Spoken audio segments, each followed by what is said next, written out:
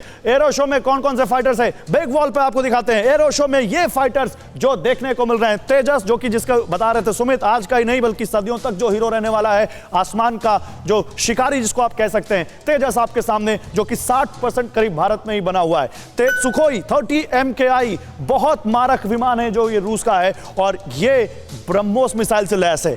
LCA trainer light combat aircraft trainer 2 seater विमान, ये आप देख सकते हैं एरो शो में जो दिखाया गया। STT-40 जिसको आप देख सकते हैं, एक और हेलीकॉप्टर, इसका प्रदर्शन किया गया। इसके बाद IJT को आप देख सकते हैं जिसका प्रदर्शन किया गया आज एरो शो में। Fix wing rotary wing aircraft को आज प्रदर्शन किया गया, आप देख सकते हैं। और ये सब या तो टेक्नोलॉजी ट्रांसफर है या भारत में बनाए गए हैं और कह सकते हैं इंडिजिनस हैं। एडवांस्ड हॉक MK132 को आप देख सकते हैं। इसके अलावा एरो शो में और कौन कौन से फाइटर्स आएंगे, सिविल डॉर्नियर 228, इसको भी एरो शो में प्रदर्शित किया जा रहा है। एडवांस लाइट हेलीकॉप्टर ध्रुव HAL ने बनाया है, बहुत शानदार है, युद्ध के मैदान में बहुत अहम रोल प्ले कर सकता है ये। और लाइट कॉम्बैट हेलीकॉप्टर भारतीय वायुसेना का जो बनाया गया है DRDO की तरफ से, HAL की तरफ से, और ये भी बहुत अहम है।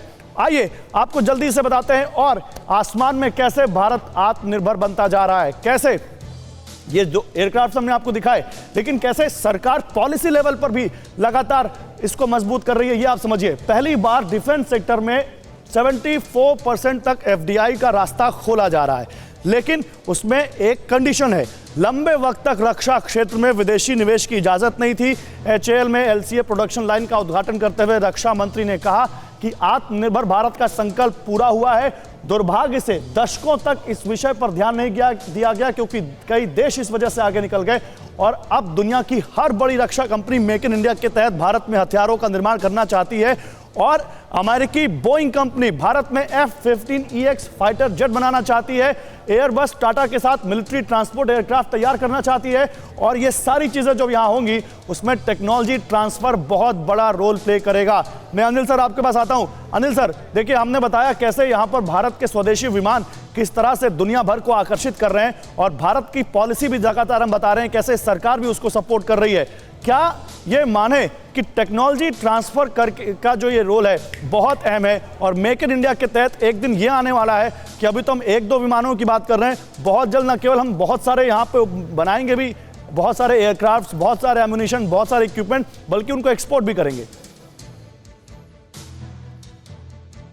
देखिए, सबसे पहले मैं आपको बताना चाहता हूं, आपका पुराना सवाल जो था कि LCA और पाकिस्तान के JF-17 थंडर में क्या डिफरेंसेस हैं। मैं बताना चाहता हूं कि LCA एक एयरक्राफ्ट ऑफ द फ्यूचर है, JF-17 एक एयरक्राफ्ट ऑफ येस्टरडे है और बिल्कुल फर्क है। बेस्ट रेडार है, हम ऐसा रेडार बना रहे हैं इजराइल के साथ मिलके, टेक्नोलॉजी ट्रांसफर हो रहा है और इंडिया में उसका देखिए उसके अंदर हर तरह की मिसाइल लगी है, एयर टू एयर है, एयर टू ग्राउंड है, मल्टी रोल एयरक्राफ्ट है, सिंगल देश ने बनाया है, जबकि JF-17 has been made by China and then given to Pakistan only for purposes of production.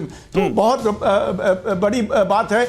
दूसरी बात है कि जो पॉलिसीज हैं गवर्नमेंट की, वो हर रोज नई नई पॉलिसी निकल रही हैं, जैसे वो FDI 74% हो गया है और टेक्नोलॉजी ट्रांसफर के हर, चाहे वो अमेरिका से टेक्नोलॉजी आ रही हैं, अमेरिकन ने F-16 यानी कि जो F-21 जिसको कहा जाता है उसका विंग इंडिया पे बना रहे हैं। तरह तरह के हेलीकॉप्टर्स की कैबिन स्टार्टअप्स ने इंडिया में दिखाया और हमने ये भी बताया कि कैसे दुनिया भर के देश अब इसमें इंटरेस्ट ले रहे हैं। अमेरिका तक इंटरेस्ट ले रहा है, जो कि बहुत बड़ी बात है क्योंकि दुनिया में सबसे बड़ा हथियारों का एक्सपोर्टर अमेरिका, वो अगर भारत के बने हेलीकॉप्टर्स में या भारत के बने एयरक्राफ्ट में इंटरेस्ट ले रहा है तो बहुत बड़ी बात।